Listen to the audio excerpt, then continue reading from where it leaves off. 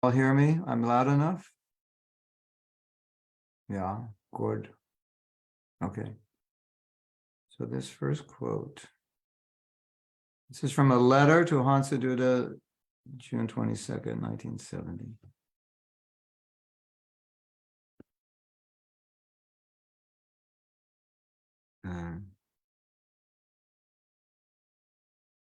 I'm just going to start with the second paragraph. So the first paragraph is not relevant to the topic. We are not separated actually. There are two, Vani or Vapu. So Vapu is physical presence and Vani is presence by the vibration. But they are all the same. So Krishna, when he was physically present before Arjuna, is the same when he is present before us by his Vani of Bhagavad Gita. So far I am concerned, I do not factually feel any separation from my spiritual master because I am trying to serve him according to his desire. That should be the motto. If you kindly try to fulfill my mission for which you have been sent there, that will be our constant association.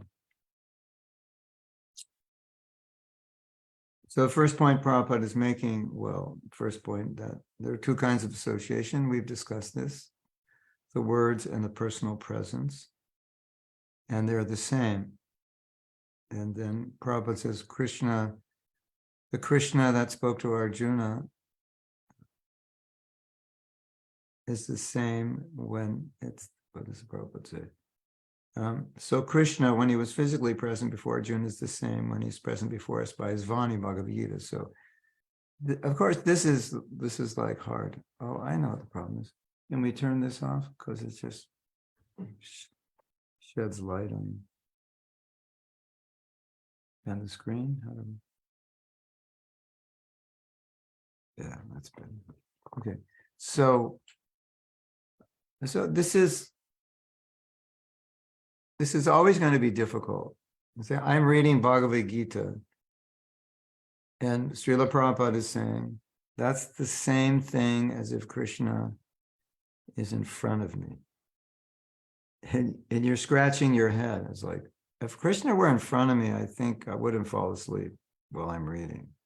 Or I'm thinking about eating breakfast now while I'm reading.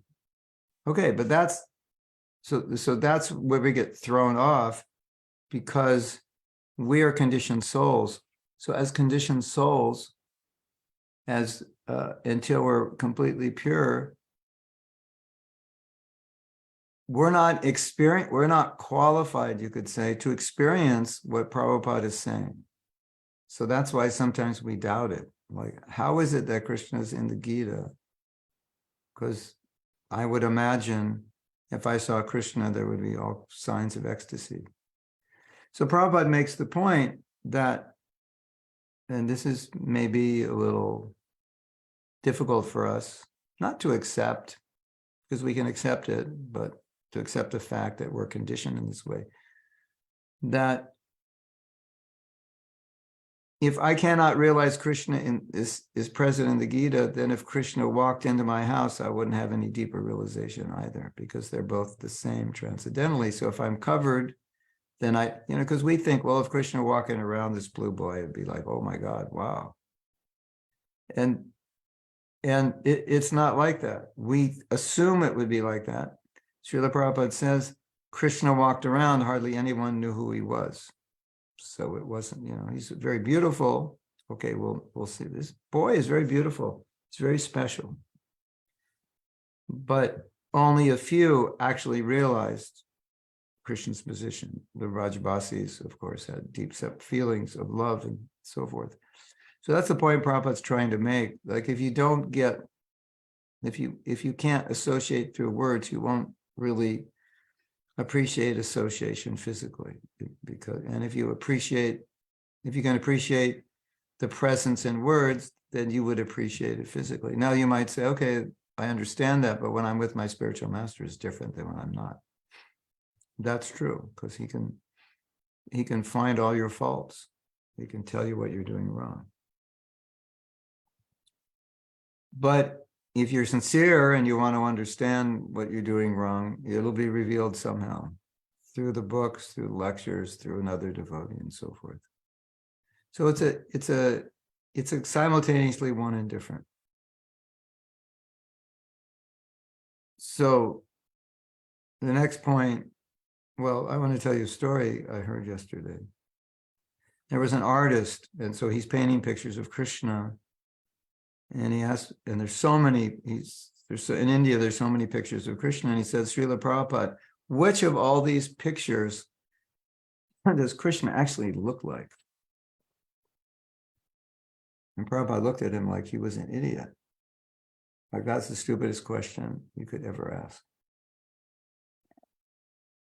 It's interesting because I'm sure we've all had that question when we're looking at pictures, right? Does it look like that? Does it look like that? And we kind of pick our favorite and say, oh, he must look like that because that's the one I like, and hope he doesn't look like that one.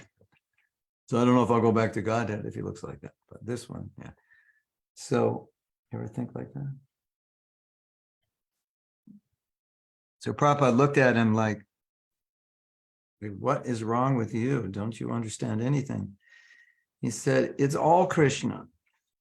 All of those are Krishna. He said, it's all Krishna. Krishna's absolute. So we're looking at it materially like it's different, and Prabhupada's looking at it spiritually, like which deity is more Krishna than the other? Which deity looks more like Krishna than the other? All of them. And then the last point, which is such a beautiful point, and we've discussed it before. And as you know, I like to discuss things again because I don't think everything registers necessarily the first time or even the second time. For me, it's usually 3 is my lucky number. When I hear something 3 times, I usually remember it. Sometimes on the first, sometimes on the second, definitely by the third. But aside from remembering, there's also understanding. And the more you hear it and contemplate it, the more you can understand. So here, Prabhupada is saying, I never feel separation from my Guru because I'm engaged in his mission. So what does that mean? It's like, if you're engaged in the service of your Guru, you know that I wouldn't be doing this if it wasn't for him. I'd be doing something else, right? They have these signs, these bumper stickers. I don't know if they have them anymore. They used to have them. They used to say, I'd rather be fishing, but it's just like whatever you like to do. The bumper sticker was, I'm going to work, but I'd rather be sailing. Or do they still have those? Yeah. What are they? There's all kinds of things, right? Sailing, fishing, whatever, tennis. Yeah, it's like what you like to do. I'd rather be doing that, right? So when we're engaged in Prabhupada's service, we could think, oh yeah, as a conditioned soul, there's all kinds of things I like to do. But I'm not doing it because my Guru asked me to do this. So how could I not think of him, and how could I not feel his presence because I'm engaged in the service? It's quite obvious, isn't it? And so this is not deep philosophy. This is really just practical, whether materially or spiritually. If you're serving someone, you feel close to them. I worked for you all day. I'm in New York, you're in Los Angeles. I'm doing your work in New York. I'm thinking of you because these are the things you told me to do. So now you might say, but Prabhupada wrote a poem called Viraha Ashtakam, 8 verses of Viraha, separation. And here Prabhupada's saying, I never felt separation from my Guru. And if you look at the prayers, the separation he was feeling was from the cooperation and the dynamic nature that no longer existed as it did during the time of Bhaktisiddhanta in the Gaudiya Math. That's what he was feeling. He was feeling that as Bhaktisiddhanta left, so many problems came. And so he was feeling that, definitely feeling that separation. When you were here, we didn't have these problems. when you left, we had these problems. And Prabhupada, from his own experience, wrote in, I believe, fourth canto of the Bhagavatam, the Guru comes to create order out of chaos, and when he leaves, then from order comes chaos, or chaos returns. I mean, that was, I think, his own experience. Different degrees of chaos, just disorder, what he meant, difficult, specifically cooperation and focus on the principal instructions of the Guru. So that's what he was upset about. So it's not that Prabhupada didn't have emotion. It's not that he didn't miss his Guru. He did. But as we discussed before, in that separation, you feel the presence. In the longing, you're thinking of that person. So Prabhupada was feeling a devastating separation. There's no question. But at the same time, it's never, as he's saying here, it's never that he thought, my Guru's not, I'm not present with him. So both things are kind of going on simultaneously. I think that's important to understand, right? You will feel separation. You will feel the pain of that. When one devotee was saying that there were so many different kinds of devotees, and some of them, Prabhupada attracted some amazing devotees and extremely qualified, capable people, very advanced, very materially qualified. And when you get very materially qualified people together, sometimes it's difficult for them to work together because they're all so capable. They could all run the whole show themselves. And Prabhupada brought them all together. And we all got along. And this devotee was saying, before Prabhupada would come to visit the temple, things were a little chaotic. And when he would come, everything would just fall into place and everybody would get along. And it was like, nothing could go wrong. So definitely, when the spiritual master leaves, we will feel that. And we that's real. We don't want to deny that. But we will also feel his presence in service, and we'll also feel his presence in trying to restore whatever was lost in his absence. Just like, as you may know, that Prabhupada actually tried to, he didn't want to leave Gaudiya Math. He was trying to work within it. And even after he established ISKCON, he didn't really see it as separate from the Gaudiya Math. I think he just saw it as a branch because he wanted his godbrothers to come. He said, once you come and help, we'll all work together, spread this mission in the West, which is what Srila Bhaktisiddhanta wanted. So he was feeling that separation from the disunity, and he was trying to reestablish it. So part of feeling the Guru's presence, because you feel separation in the absence of what went on when he was here, you try to reestablish his presence. Like I'll give another example. A few years after Prabhupada left, book distribution started going down, devotee making started going down. And certainly you could imagine the devotees who were able to resolve that and help increase book distribution, devotee making, opening temples, the things that were going on profusely during Prabhupada's time.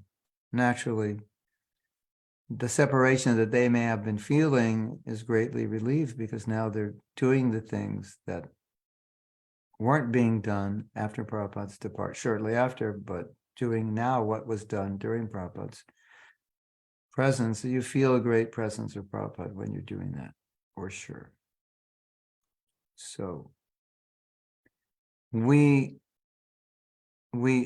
not that we want to come to the position of feeling the presence of our spiritual master. We really have to. And we really have, and you all never met Prabhupada, so you're thinking, okay, now I have two hoops to jump through. One, when my Guru leaves, I have to figure out how to feel his presence. Number two, I have to feel Prabhupada's presence, and I never even met him. So then again, you go back to, well, you have met him through his books. Prabhupada said, I'm in my books. If you want to know me, you read my books. So you have met him.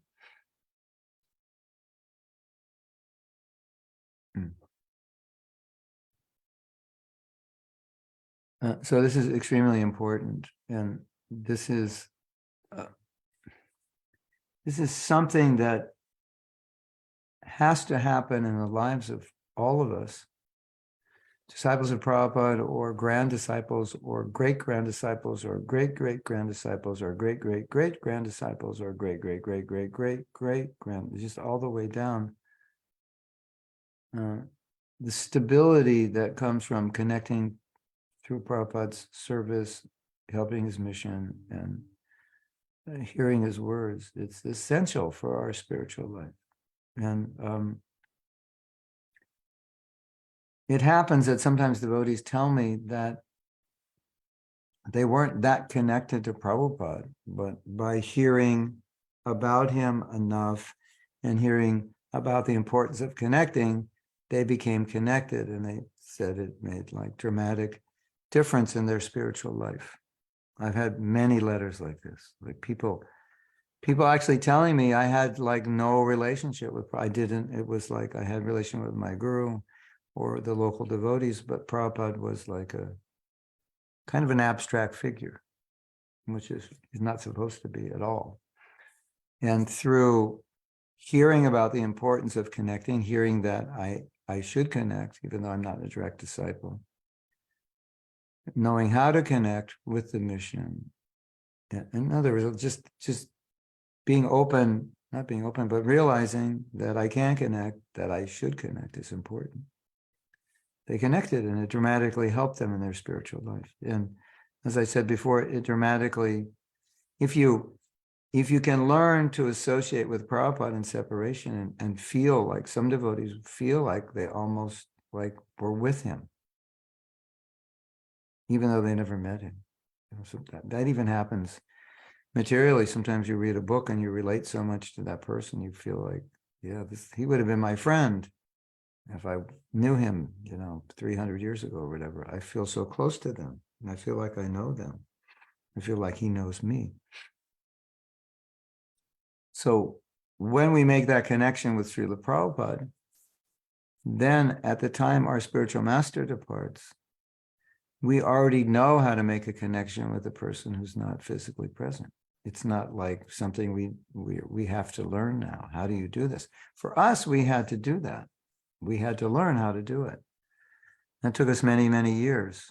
It was difficult. But if you can connect with Prabhupada, then you already know how to do it. That's number one. Number two, that is your foundational connection. Your connection with Prabhupada is your foundational connection with the Guru Parampara. Your spiritual master is helping you come closer to Prabhupada. So you have that foundational connection, so you won't feel like, oh, my Guru's gone, my connection is broken. No, nothing is broken. And you already have that foundational connection with Prabhupada, which is a stabilizing force. And then, I think I've mentioned this before, but unfortunately, it has happened that sometimes a guru, this happened more in the 80s, but it's still always possible, 80s and 90s, when gurus were younger, that they felt the challenges of being guru were too difficult to handle, and they had to give up their service. Sometimes unceremoniously gave it up, and it was devastating, for sure. But I noticed the devotees who had least difficulty dealing with it had the deepest connection to Prabhupada, and because they knew that connection couldn't be broken. And those whose gurus told them that my service to you is to connect you to Prabhupada, that's what I want, then they just kept that connection going, because they knew, well, even if my guru is not here, he's always told me to make that connection, so I'll continue doing that. And they were most stable. And the ones who said, I don't know Prabhupada, I only know my guru, those generally, this is generalization, it's my observation, I didn't do statistical research, but I have a lot of, you could say I've done a lot of research just by traveling. And predominantly those who had their connection obscure with their guru, obscure their connection with Prabhupada, had the greatest difficulty, because they felt, I've lost my guru, I've lost everything. Where others have lost my guru, but I haven't lost Prabhupada, and he was always just telling me to connect to Prabhupada, and I connected, and I'm still connected. So that's very important. Make that connection, make it deeply every day. That will stabilize you in that day when you have to experience separation from your spiritual master, which is inevitable. As we said, when Prabhupada was in his last days, he was trying to reason with everyone that, this is not like strange. I'm an old man. That's what happens when you're old. Everyone, of course, was lamenting. They were losing their spiritual master. They felt like little children. And Prabhupada was very, he understood, but it seemed that his feeling was, you don't need me physically. I will be there. I'm not abandoning you. I will come to you in dreams. I will speak to you through your heart. You will be guided.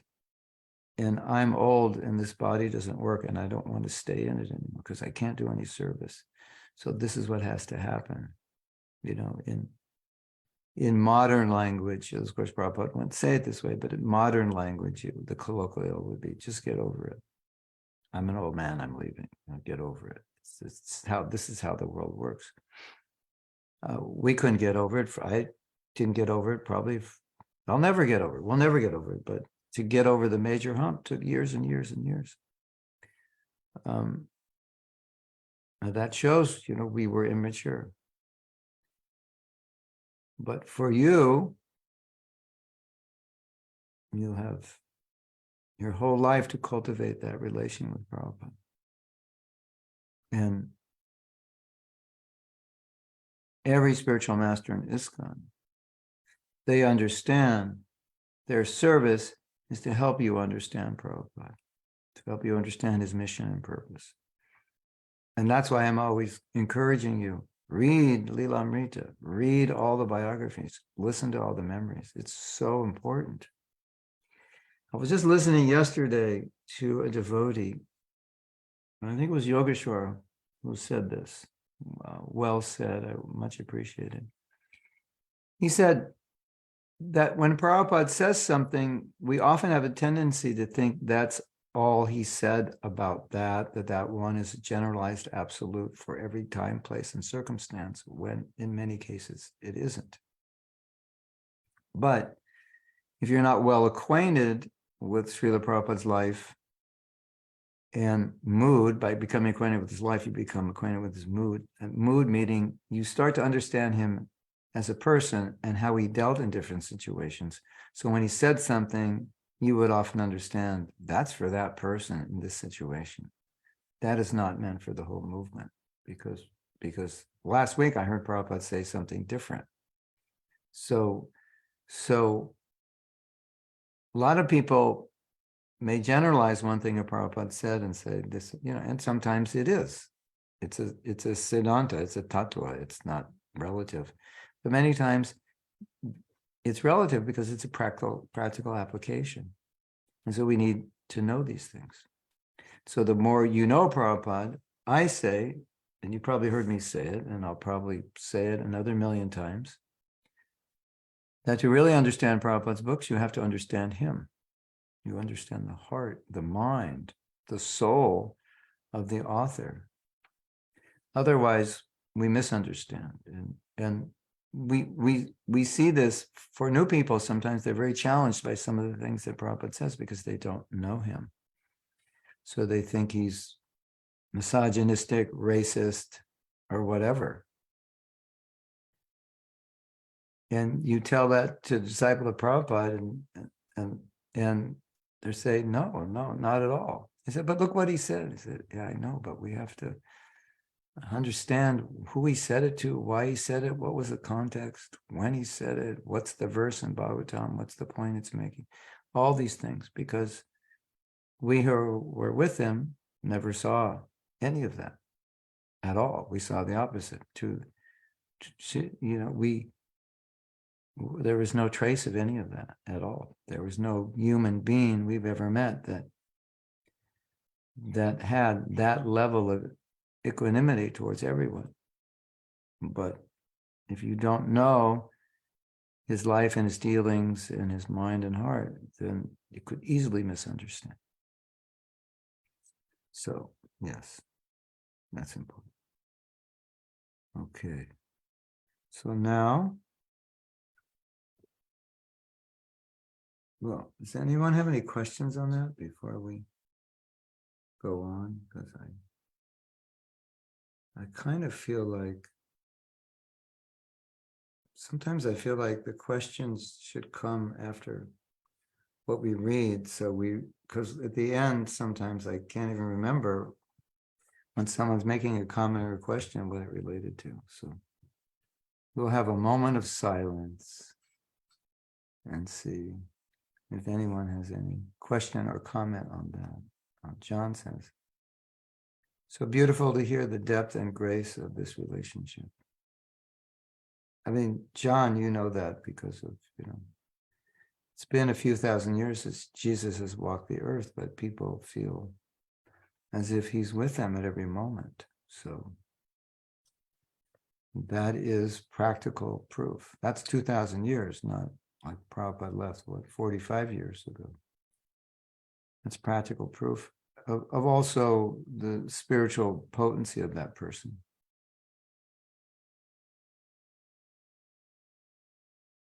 Yes. Okay.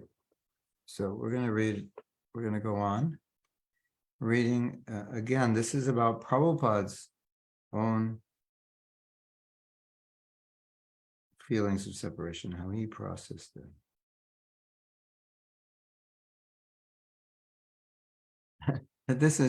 These quotes are interesting because they're not just about separation from his guru, about separation from his disciples. Because the disciples are always saying, oh, Prabhupada, we feel separation from you. I have good news for you.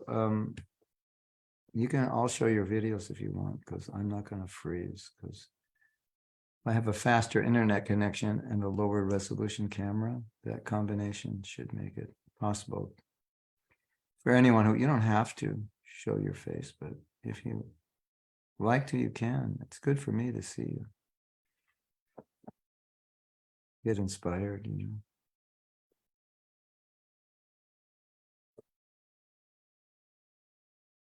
Hare Krishna. So, I'm always feeling separation for you all. This was Prabhupada's response to his disciples, saying he's feeling separation. They're also feeling separation. Hare Krishna. Oh, we have another comment before we go on.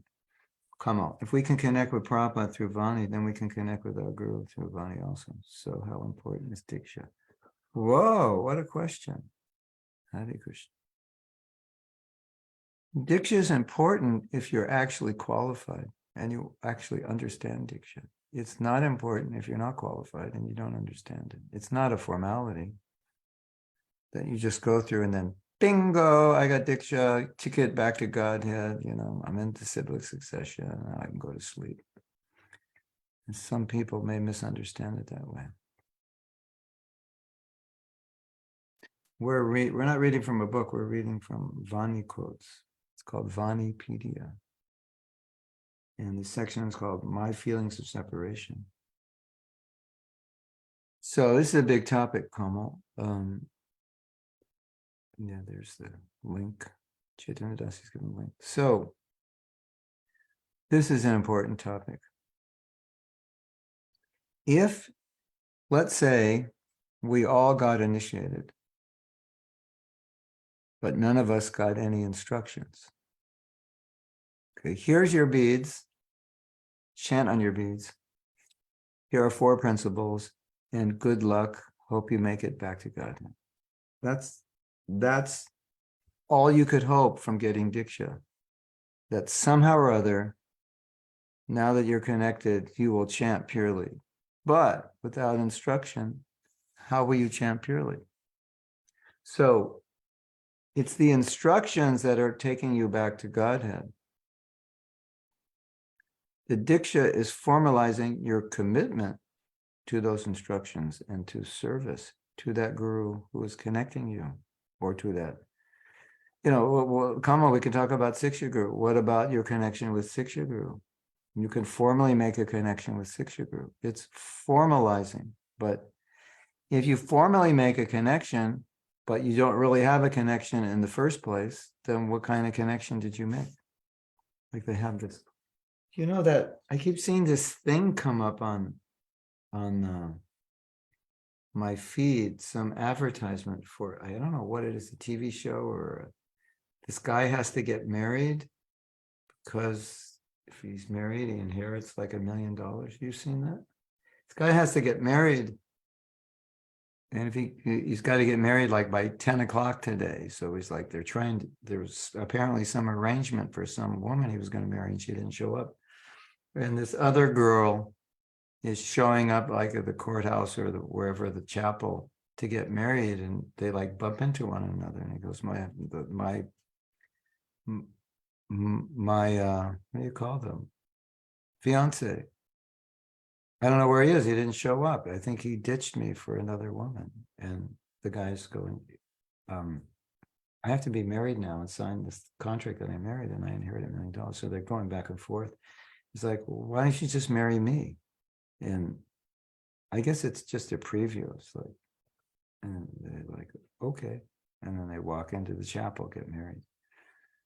So Diksha is not like that. I mean, I've seen some Dikshas like that. I meet someone, he's my guru, that's it. 5 minutes later, I know, I take Diksha. So the essence of Diksha is the instructions. It's the instructions that get you back to Godhead, isn't it? I mean, how would you do without instruction, right? So instructions are most important. And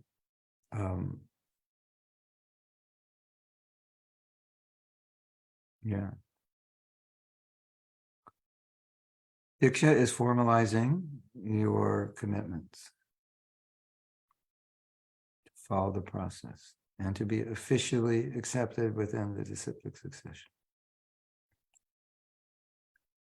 And you've probably heard me say something that Srila Bhaktisiddhanta said. And he said, Diksha, he more or less said it, that initiation, how did he say it? It sounded funny. It wasn't intended to be funny, but it sounded funny to us. Said something like initiation means officially today you become a neophyte. I mean, he was serious when he said it, but it sounds funny to us because we think, oh, initiation.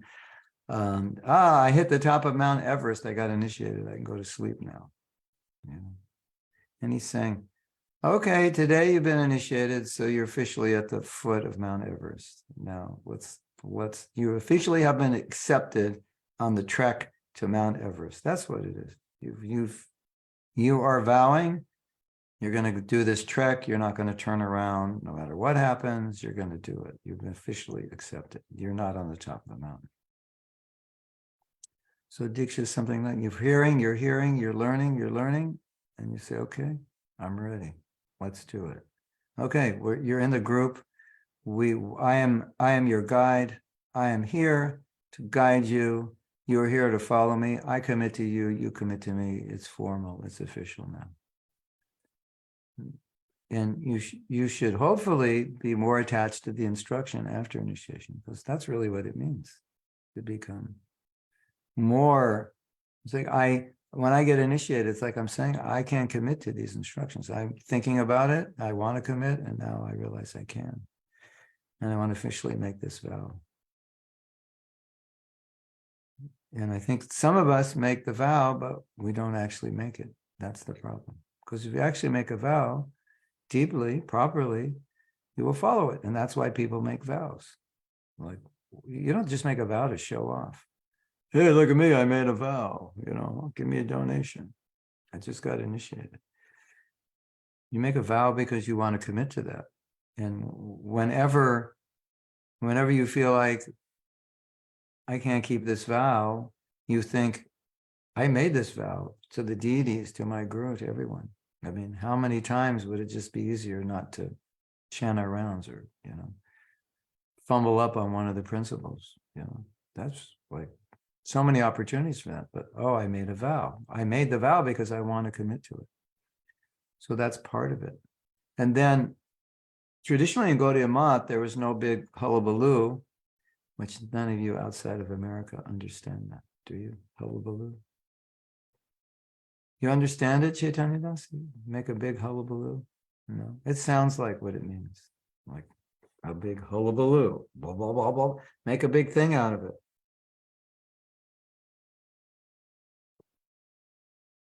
So Prabhupada said, we actually don't need the fire sacrifice. Nadia, Mani. We actually don't need the fire sacrifice. We don't need anything. He said, but we do this big ceremony so it creates a deeper impression that you've made this vow. It's like a wedding, like the joke. I don't know if it's a joke, but what they say in India. In India, they have these huge weddings. They spend huge amounts of money, like much more than like an average person in India, I think, spends way, way more money than a wealthy person in America would spend on a wedding. It's a real status symbol operation. Try to outdo your cousin, have a bigger wedding. And so the joke in India is our wedding went on for so many days. Every relative in the universe flew in from the higher planets. We put them up in the best hotels. It was so expensive. After that, it's like kind of really hard to get divorced after that one. It's kind of like that's the idea. It's like it's such a big. And I've seen that also when husband and wife can't together get along. Indians, and I'm counseling them and says, I can't divorce after. It's like that's kind of let down like the thousands of people that were there. It's good. It's like this was a real commitment. It was made to lots of people. So that's why Prabhupada did the big ceremony. But my point, as you've heard me say before, most of you, that unless it's internalized, it's just a ceremony, which doesn't mean anything, right? It's like you get a diploma, it's a piece of paper, great. But how are you going to use it? What does it mean? So my realization of initiation was you're formalizing something that already exists. The relationship exists. The following of the principles exist. And now you want to formalize that let's, you, the guy and the girl live together. Let's get married. Let's make it formal. We already like one another. We've already been together for so many years. Let's commit. Let's make this final. So it's like that. It's like that. If the relationship is not strong, you can't commit to it. You can't formalize it because it's not solid yet. So you're formalizing something which exists deeply. So initiation is important, but it's not that one should get initiated until they're in the right consciousness. And then because what are you going to formalize if you don't have anything to formalize, right? Like that guy who just met the girl and they're getting married. I was like, that's weird, right? I mean, it could work, but generally, of course, traditional marriages, you didn't even meet your wife or husband until the marriage day. But that was a different culture, a different mentality. So, okay. How important is Diksha? The answer is it's extremely important, and at the same time, it's not. I don't think that if you're connected with Prabhupada deeply, that's what's most important. And then Prabhupada wants you to take initiation and connect through a bona fide spiritual master because that is the tradition. And then you're officially accepted in a disciplic succession. That's the tradition, right? So we can't sidestep the tradition. But not when you're not qualified, and it's not a magic bullet that you do that and everything else happens. Okay, we have a question from Shalini. This is a sensitive question. When new people ask why Srila Prabhupada talked about women in certain ways, like they're inferior, don't know how to answer. Hare Krishna. Maybe we should give a whole class on this.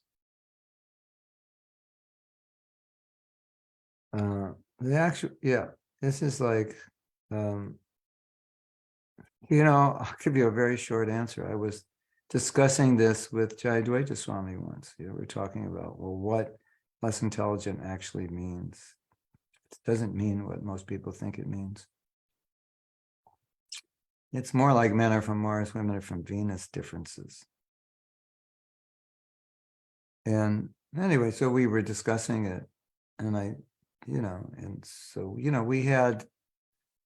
we had an understanding of it, which was maybe more like the way modern people would approach that idea. And I said, so, what do you say? Because it seems like the way Prabhupada said it, we don't always see it that way. At least we don't see it on the surface as what it seems. I said, what would you say? He said, you could just say, I don't agree with that. Or it's not, I don't agree with it the way you're thinking of it, but it's not the way it is intended to mean. It's intended to mean don't exploit women. Men do not use your position, the strengths you have over them to exploit them. Do not take advantage of women's submissiveness. Yeah. Prabhupada said generally women, what's the word? Not submissive. Maybe their faith is strong. They more easily believe, which is why you see many men are like, well, tell me how this is true in the Bhagavad Gita, so I don't really think that way. You get that more amongst men than women, isn't it? Women, it's more like, could you explain this? I don't understand it. I know it's true, I just don't understand. The men, how can this be true, So Prabhupada said, women have more faith. They tend to believe more easily, which means they're easier to exploit. And I was reading a book about how men exploit women. And I used to think that these were just men who were conditioned in a certain way. But from reading the book, I found out something amazing. They're consciously doing it. I thought it was like subconscious. It's just the way they are. They're just programmed that way. But they had all these men in prison who have abused women physically and psychologically. And they were doing like little, what do you call that? Role play. And all the men, they were saying, they were giving tips. No, tell her this, tell her that. They consciously knew how to exploit. Isn't that interesting? I was shocked. I thought it was just like, they're not conscious. They can't control themselves. Yeah, I'm not speaking for every man, but so Vedic culture is trying to protect women, and women should be protected from who? From men who will exploit them and others who will exploit them, right? And because they're physically weaker in general and more open and submissive and by nature more dependent, then they can be exploited more easily by men. So when Prabhupada's saying women are less intelligent, he's saying they're prone to be exploited or prone to fall in love with men who are actually abusive. They don't always see it. So when Prabhupada's saying they're less intelligent, it actually means they should be protected from people who could exploit them. So it sounds like misogynistic or whatever you want to call it, patriarchal or whatever, but it's actually, the essence of it is really they should be protected. And then you could say proof of that, or to some degree proof of that, is that when they become Krishna conscious, then they're protected by Krishna conscious knowledge. But still, socially, so Prabhupada said, when women become Krishna conscious, they're not less intelligent, they're enlightened. They can't be. It's impossible to be less intelligent, but socially, men tend to have an exploitive, is that the word? a tendency to exploit. Not all men, it's a tendency. And women, well, we see these if you've read anything about abuse, how women will tolerate abuse, thinking that, oh, my husband's he's a nice guy, he just has problems. And she's getting beat up physically, and she's trying to tolerate it. I will need to help him overcome this. That's their nature. And all their friends are saying, you should get out. But when the friend's in the same situation, she does the same thing. Well, there's some idea on it. But I would say, the other thing is how does the word intelligence, how is it defined and used? It's interesting.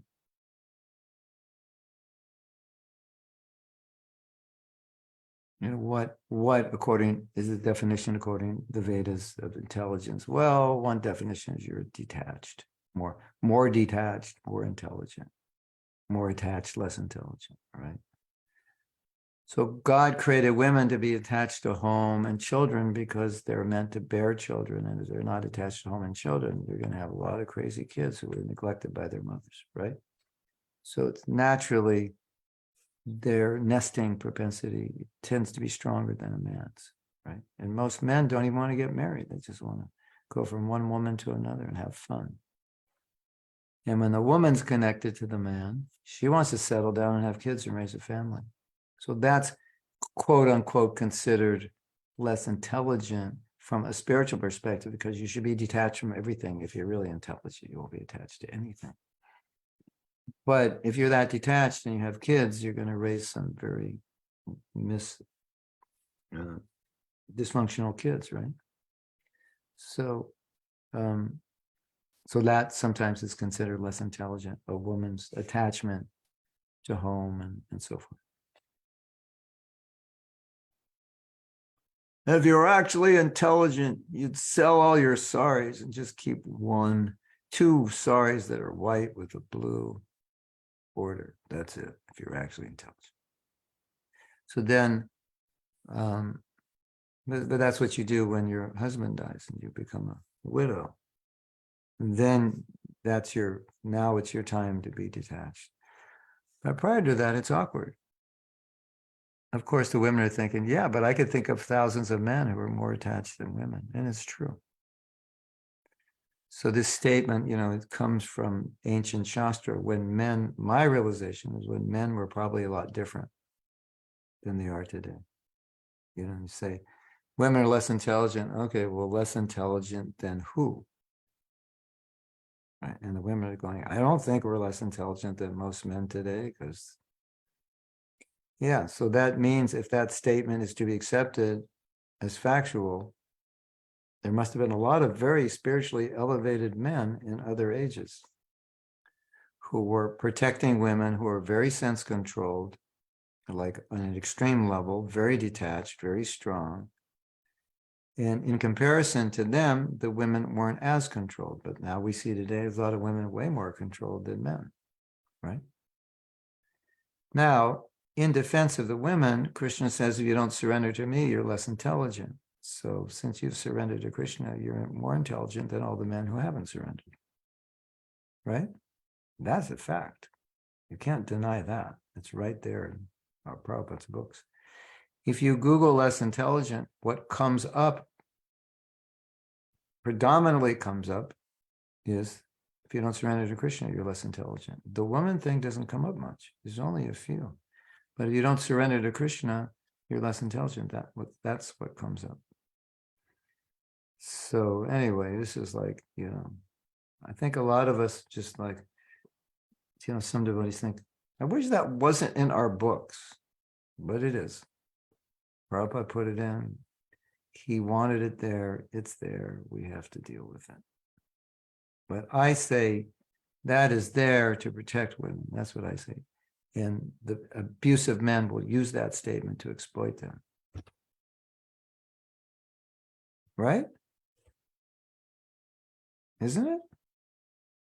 It's such a, it's Kali Yuga. Everything's topsy-turvy. Hare Krishna. I hope that helps a little. for now anyway. And there, go to the Women's Vaishnavi Ministry, there are articles on it. Okay, Krishna Karshani has a question. I know devotees who don't feel need to develop a relationship with Srila Prabhupada. Is really something wrong with that? Yes, yes, yes. And yes. And I'll explain why.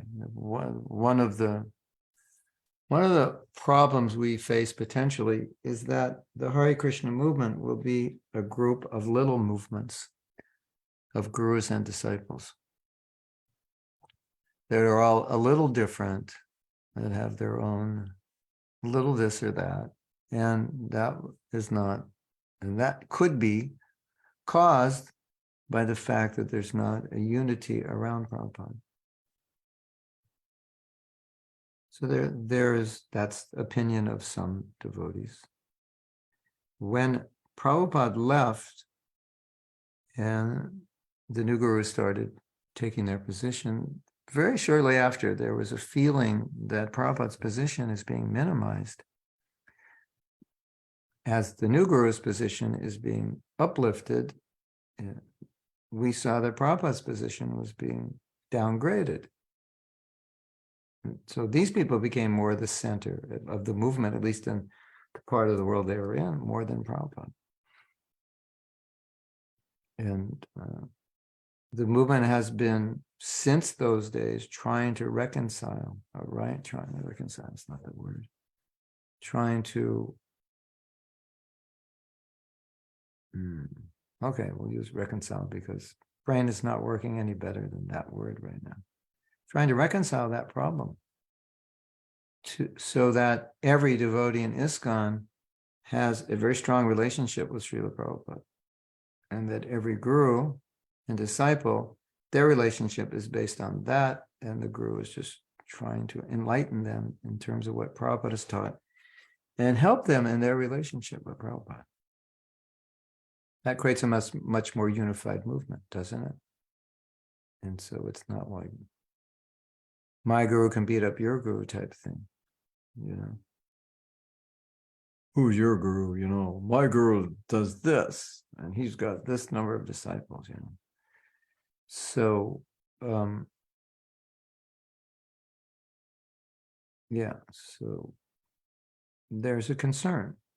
And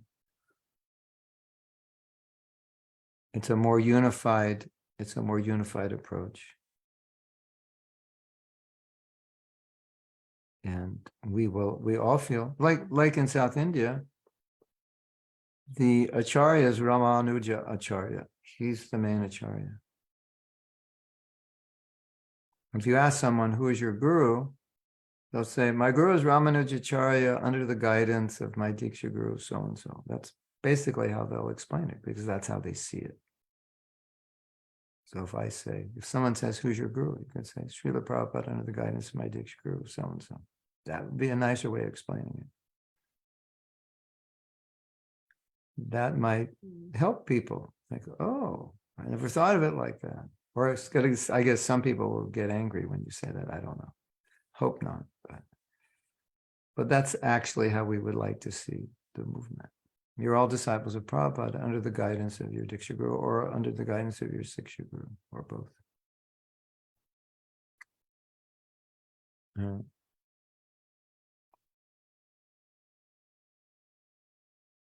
Okay.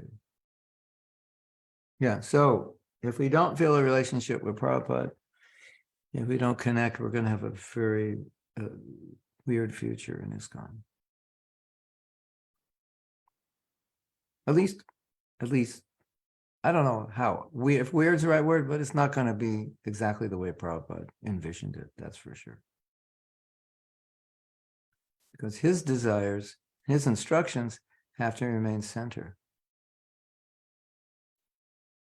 Sometimes, now this is strange, it may be controversial, but sometimes you might hear an instruction from your spiritual master and you think, that sounds like that's not aligned with what Prabhupada wanted. And you could ask him, say, this seems to be not Prabhupada's desire. And he might say, why? And say, well, look at this quote. And he might say, oh, I never saw that.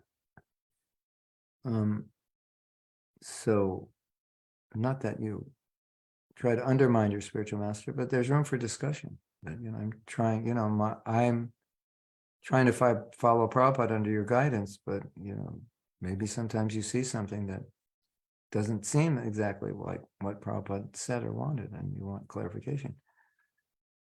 Wouldn't it be nice if everywhere in the movement we had basically more or less the same thing? Same instructions coming to you from all quarters. You don't want instructions from different gurus that are different, do you? It gets confusing. I mean, that's inevitable. We all, are different. But you know what I'm saying in general. Okay, let's read some more. Kamal says, I got it. It's a responsibility you should try to be qualified for. That means being a disciple. Chaitanya Das, he says, it's a comment from John. Sometimes when my faith and love is wavering, I lean on Prabhupada's faith. Talk with him. Yeah, nice. You can write a letter every day to Prabhupada. It's important for me to hear from you and others who are with him. Thank you. Yeah, it's very important. That is, people say, are you worried about what will happen to ISKCON when all the Prabhupada disciples are gone? Well, I think one of the big losses is exactly what John is saying. It's so valuable to hear from Prabhupada's disciples because you always learn something about Prabhupada you didn't know. And often you will learn things which are quite surprising. You didn't think Prabhupada was like that. And it's very important. Isn't it? And helpful. Yes. Hare Krishna. Okay. Mina has a question. Thank you for explaining about Harinam Diksha. So kind of you. Yeah. It's a bit misunderstood. I find, here's a kind of a common letter I get. So I've done the ISKCON's disciples course. So can I be initiated by this date? So it's not exactly like that. That's just a requisite for being initiated, but their initiation is more than just passing a test. Now we have a problem. Would you like to hear it? Well, even if you don't, you're going to hear it. Yeah, you like to hear problems, right? Yeah, it's college ago. You love to talk about problems. Well, here's a problem. This is coming straight from experience. We have a disciples course. You are supposed to take that course before you choose a guru. But not everybody knows that. So at least if someone asks me, and I hope the other gurus do the same, can I be your guru? I say, first take that course and then get back to me. See if you still love me after you take that course. Something like that, right? So it's often that someone has such a strong desire to get initiated, which not may be for the right reasons, that they take the disciples course and somehow or other, by hook or by crook, they just get through it because they just want to, they're not really absorbing what it's teaching. They're just trying to get the right answers so they can get the diploma and they can get initiated. So it's a wrong focus. The focus of initiation is to move forward. It's not to get any kind of prestige. Or I think the problem is some people think if I don't get initiated, I won't go back to Godhead. It's like, I need this. This is my ticket. It's not like that. There's no great, it's no big, great thing to get initiated and you're not qualified. You're not ready. It's not good. But, I understand why people think this way, and it's not always clear in the culture that we have. Sometimes people will ask you, are you initiated? Have you ever been asked that before you were initiated? Have you ever been asked, are you initiated? And or when? I think this question is worse. When are you going to get initiated? That's a bad question. Don't ask it. We have a hand up. Scarlett, do you want to ask more questions, or you could put it in there. Hare Krishna, please accept my humble obeisances. All glories to you and all glories to all of the devotees here. I have two questions. The first one is, isn't it so that when you give the vow to to do all the principles, it's very important to say the truth and hold with that the first time and the second time, that you have to do 16 rounds, that you have to read, that you have to chant, everything. That is important, right? Yeah, of course. But you do it first. You do it first, at least a year or two or three, steadily. Exactly. So that when you make the vow, the guru is confident and you're confident you can do it. Exactly. But when they do the second time and still doesn't follow the vow, what happened? What happens? They go to a planet where everyone doesn't follow their vows. Hare Krishna. Sometimes you'll go to your guru and say, I can't follow all these vows. Then you'll make some adjustment so that gradually over time you can get back. I need some help or whatever. In general, if you slip, the saying, if you fall 7 times, get up 8 times. So that should be the mood. I just read this beautiful letter, and someone was having difficulty, and Prabhupada was telling him something similar, that difficulty is normal, so don't give up. So I think, we want to be compassionate upon ourselves. One devotee just wrote me, and he had a problem with one of the principles. So he wrote me and said, I worked to solve this problem, and I've been following it for a year, and then I fell yesterday. What do you think I said to him? Anyone want to guess what I said? Try again. I said, congratulations for following it for a year. That's amazing. Because that's how I wanted him to think, and that's how we should think. I mean, I could have said, how could you have done that? You broke your vow. This is horrible.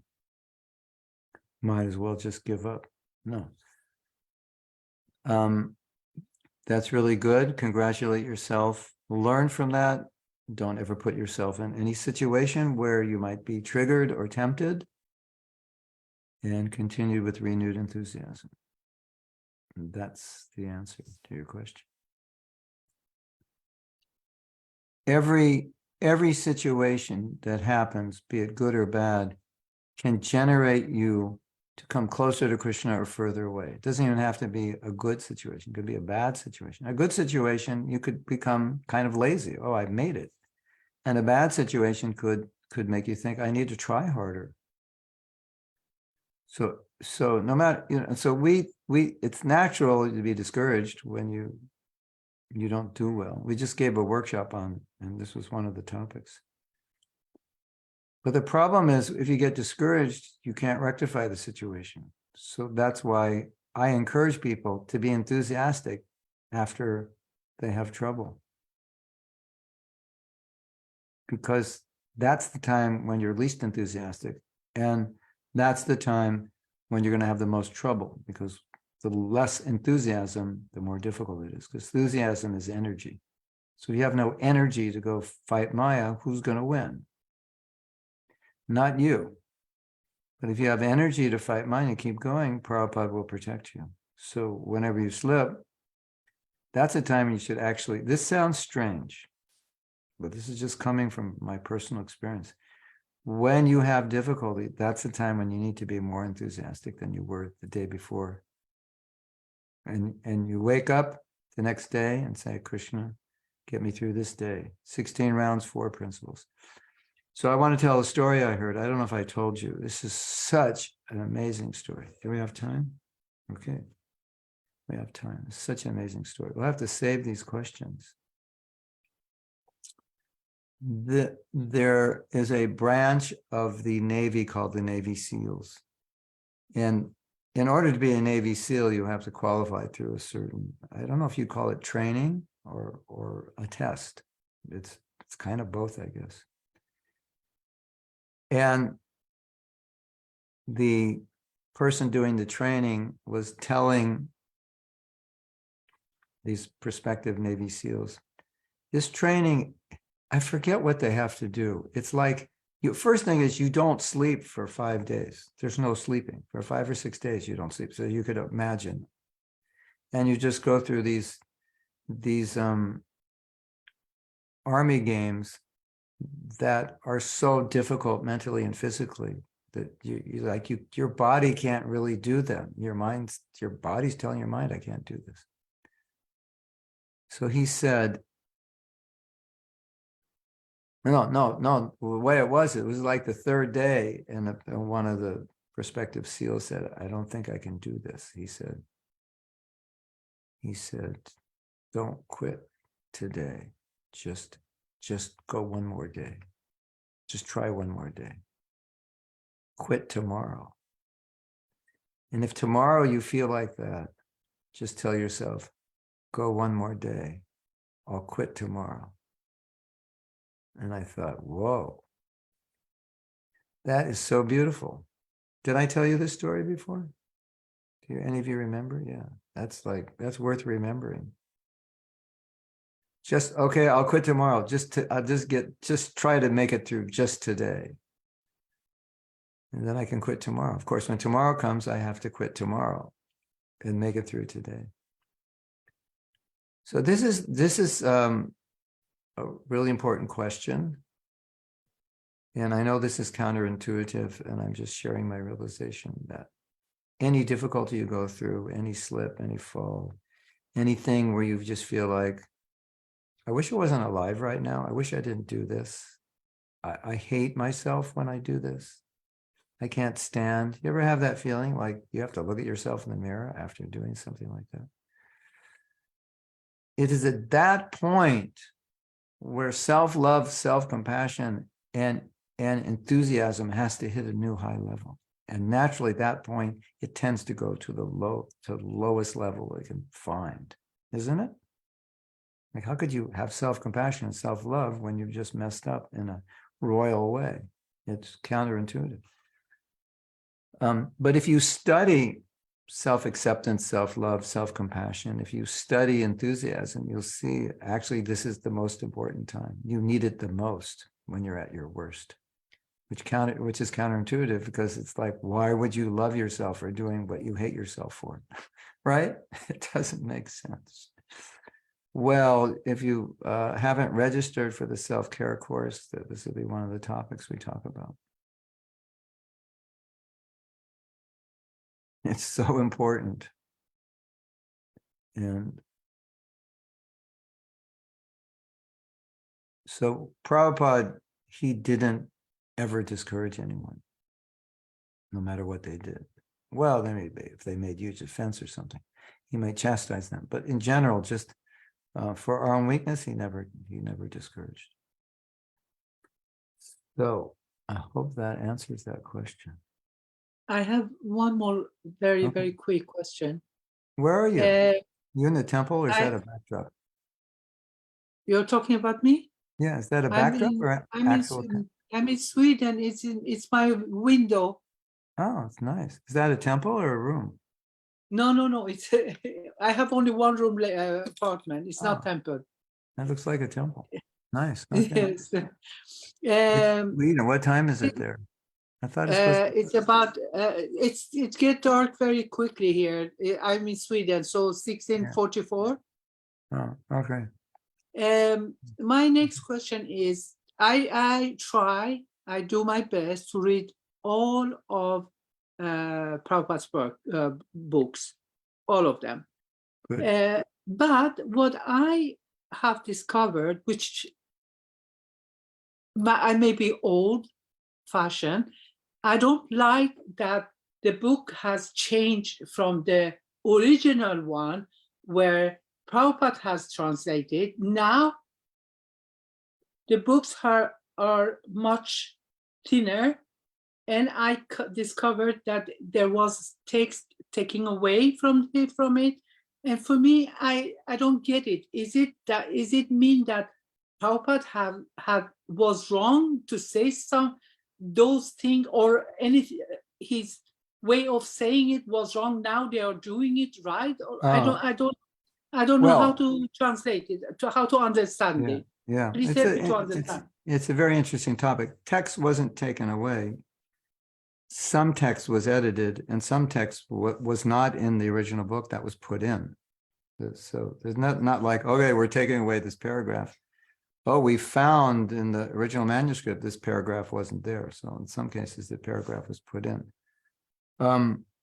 Now, this is sensitive topic, but we have to know a little history. Prabhupada dictated, and then it was on audio, and then it was typed.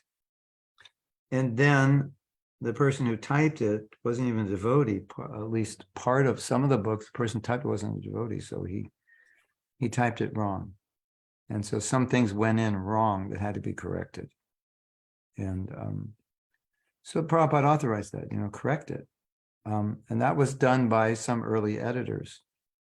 And those editors then turned it over. And so Prabhupada told Jayadvaita Swami, if there's any punctuation mistakes or anything's not clear, or no, he told Prabhupada, I'm just editing to make it clear what you're saying. So Prabhupada said, oh, if you're making it clear, that's fine. So there's a controversy of not that they should be edited, because for grammar and punctuation, Prabhupada said yes, and not it should be edited for clarity, some minor thing, like that's the wrong word. It wasn't the word Prabhupada said. Or we understand the connotation is different. We make small changes. So that was done under Prabhupada's supervision. And some people feel too much was done, more than should have been done. And that's where the controversy comes. And some people feel at a certain point, Bhagavad Gita was finished and nothing should have been done because it was Prabhupada said it's fine, even though they found some things they don't think is fine. So this has been discussed, with the leaders, with BBT. And so what they're doing now is there's a group of devotees, editors, scholars, whatever, and they're going through every editing change that was made after Prabhupada left and determining whether that is needed or not. That's where it's at right now. So we can't say Prabhupada's books were not edited, because they were, because you have editors who took the transcripts and then made it into an English, which Prabhupada wanted, better English, So I read something yesterday that I found so interesting. Not yesterday,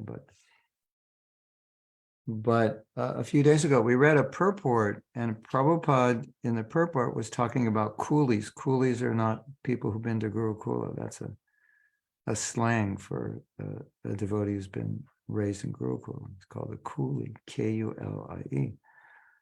But a coolie, Coolid, is not a cool person. Oh, you're a real coolie. Yeah, you're a cool dude. No, a coolie is someone in India who carries luggage at a train station. Maybe a coolie is something.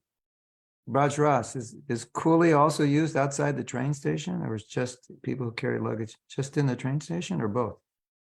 Everywhere. Yeah. So, anywhere you carry luggage, you're a coolie, or you're a person who helps you, So Prabhupada was talking about the coolies. And I'm thinking, this is really interesting. They didn't edit this word and explain what it is, because nobody's going to know what a coolie is. It's not an English word. I mean, is it maybe an Indian English? So that just showed me that they were a little careful about editing, because I would have thought you would have edited that. It's not even an English word. Like nobody uses that word. So, but be that as it may, if you prefer original translations with perhaps some mistakes, or perhaps you don't think there's any mistakes, you can get those books. They're available. So BBC has decided they would publish I'm in looking English. for it now. Yeah. I'm looking for them now. I think that just BBT in the US has them. You can, they're not like original printings, but yeah. But you can go on the BBT site and you can see what was changed also. The planet of the trees. There's no such thing as the planet of the trees. It's Petri Loka. Planet of the forefathers. You know, things like that, they have to be changed. There are misunderstandings. There was another one, I think.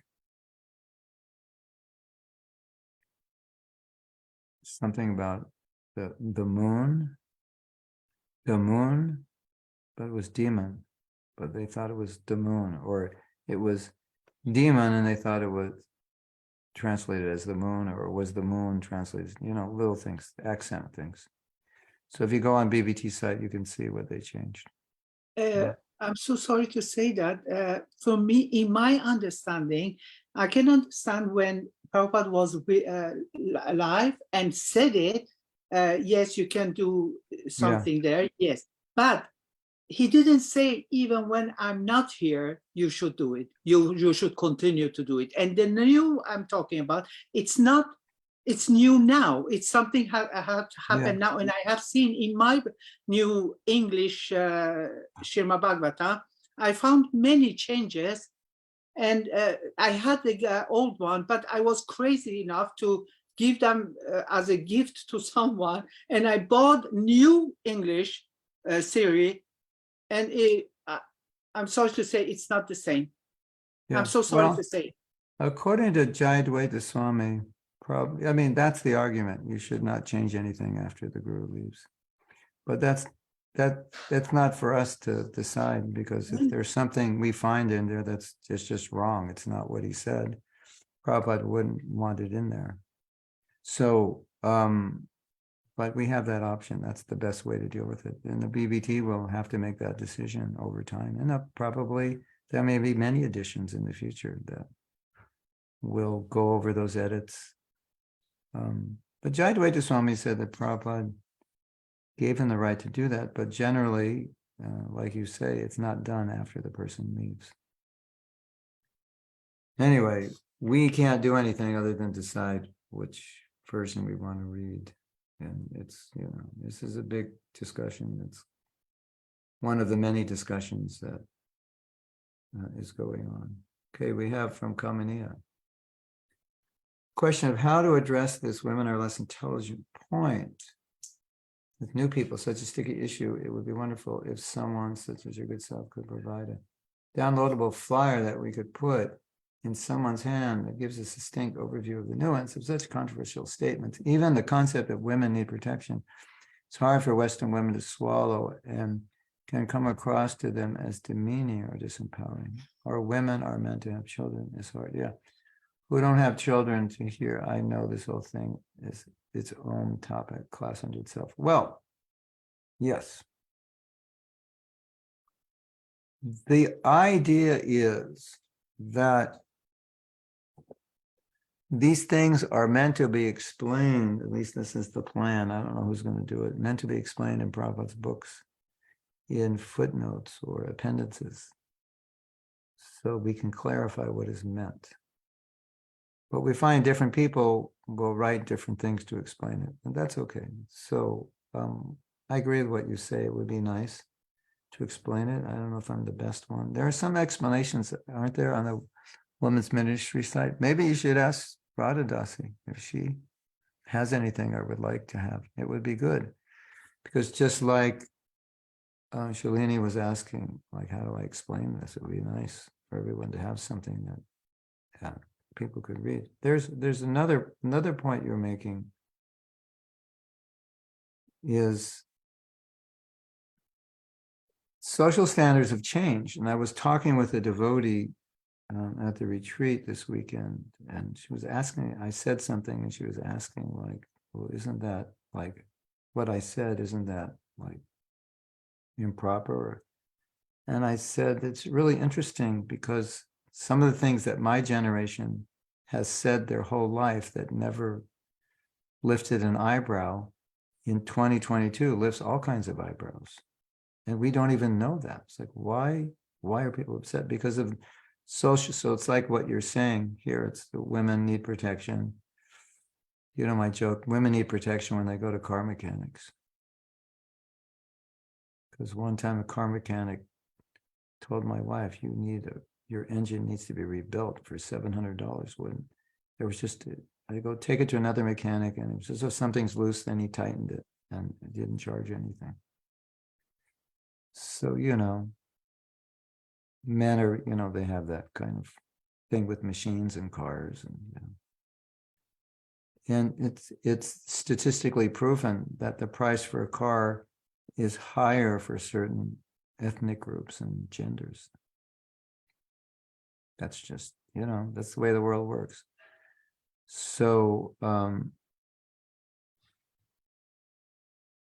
but women like to be protected by a good man, but there have been so many bad men. Women like, I don't want anyone protecting me. That guy's a bum. So, yeah. When guys were not bums, then yeah, it's nice to be protected by someone who can actually do it, isn't it? Sad, yeah. Women are meant to have children. Yeah, I know that it's like, these can't be absolutes, but you know, I mean, like, I'm a man, I look at a woman, I go, like, your body makes kids and you can feed them. So it's like, yeah, women are, you know, so it's like, for us, it's just like, we're like, oh yeah, that's what you're supposed to do, you know? But, you know, I know that sounds like we're telling people you have to have kids who don't want them. Yeah, we have to have more classes to discuss these things. It's like society has, you know, like Gurpreet was saying, what you were saying that, oh yeah, sometimes Prabhupada, when a man was cheating on his wife, and Prabhupada would say, well, doesn't he have a wife? Can't she satisfy him? And they'd say, well, Prabhupada, she's a Brahmin. She doesn't want to satisfy a sexual need. And so Gurpreet was saying, in the modern context, that sounds like rape. You know, your husband wants sex and you don't, and he's forcing you, and you're like, your guru says you should. In the modern context, that sounds like, what is it? Is that the right word, Gurpreet? What does it sound like? Sexual exploitation of the wife, something like that. At least in Spanish, it's something like rape in marriage. Yeah, marriage rape. Yeah. Relationship.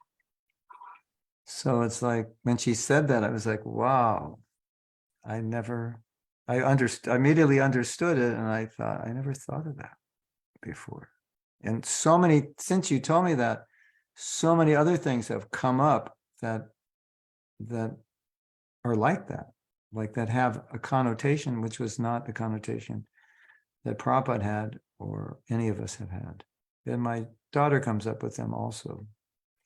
Different way of seeing, you know, you can't, you know, I'll say something, you can't say that. I go, oh, Prabhupada said it. No, but you can't say it today because ABC. People will understand it this way and that way. So that's a whole issue in itself. So,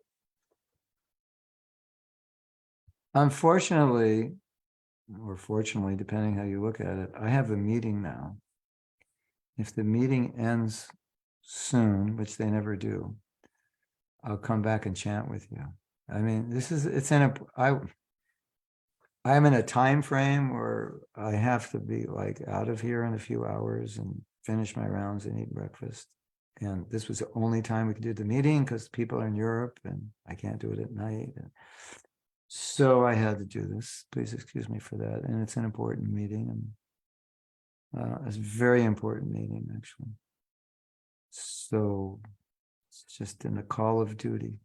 But it was nice being with you, that we could continue. And if we can save these questions, I would definitely address them, I guess, on Monday, because Friday we have Russian class. I don't know if it's on this topic.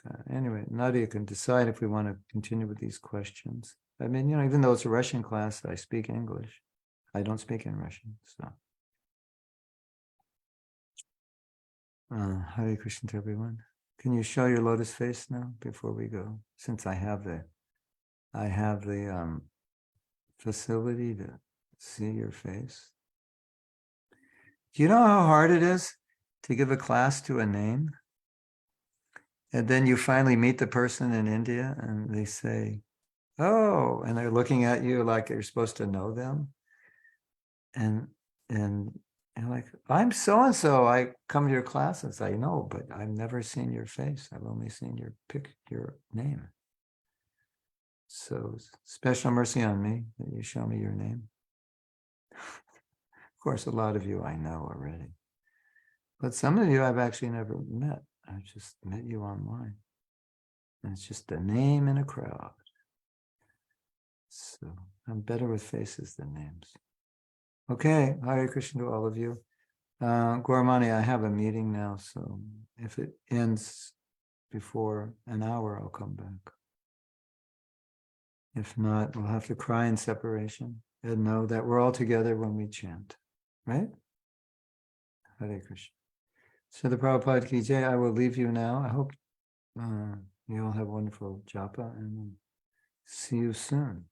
And if you haven't registered for the self-care workshop, it's going to be amazing. I have, so many things to teach. I don't know if I can teach them all, but it's just like so many good things, so many helpful things. I've found so many amazing quotes that I didn't know Prabhupada said, things that I've come to my own conclusions about, which some people may think, I don't know, is that really our philosophy? And I'm finding these things, Prabhupada saying them. It's so like, what a relief. I can back everything up, because you have to back everything up with Shastra. You can't just say whatever you want to say and hope that you put the dots together correctly, because not everybody will put the dots together in the same way. So I'm finding these amazing, amazing things that Prabhupada is saying about how sadhana and service is self-love, about how much Krishna loves us,